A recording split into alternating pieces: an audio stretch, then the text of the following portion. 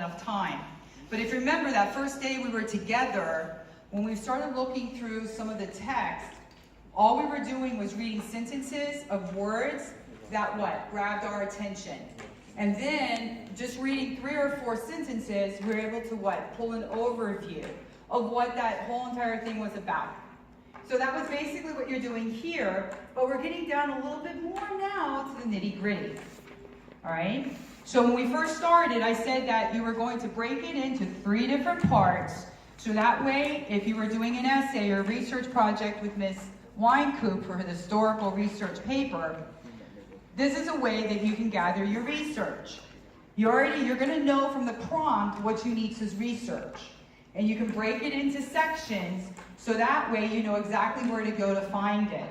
Okay? You're not wasting time reading a lot of articles and other things that's not needed for that research paper.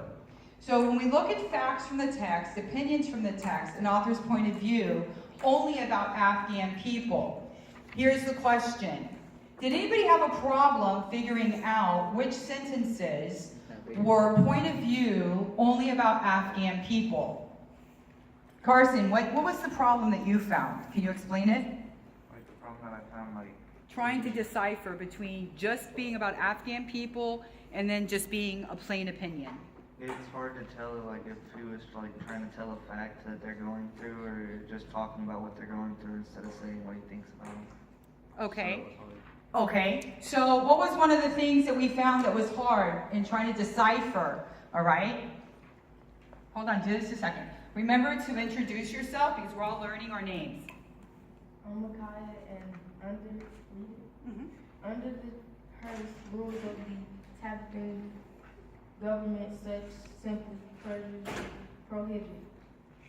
Okay. And what did you find? Was that an opinion or was that a fact? It was a fact. Okay. And how did we figure out that it was a fact? Through there not being any what?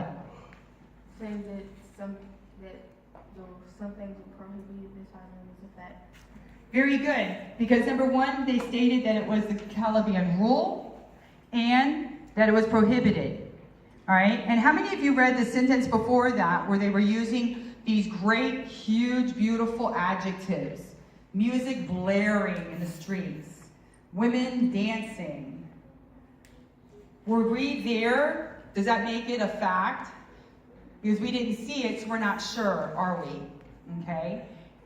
So we have to decide, was that just something that she was telling us of her opinion, or did it really happen?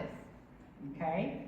So when you're not sure, I always go with the rule. If you're not sure, don't use it. Okay? Because your professors in college, they'll gig you. Right, Ms. Moore? All right? So just remember that. When you're doing your research paper, if you're not sure, all right? And you remember, you're doing this on your own. We're facilitators, so you want to make sure that you're paying attention to that. So when we set this up, we told you to use the P and the S, all right, standing for paragraph and sentence. So how many of you were able to get, in 4 minutes, above 5 references by using that format? Anybody get a 5 or more? Okay. So do you think using the P and the S was the paragraph and sentence? Do you think that helped you to move faster? All right. Did everybody enjoy doing that? Did it make it a little bit easier to read instead of having to stop reading and write? Okay. So I want us to start using that and practicing it in here.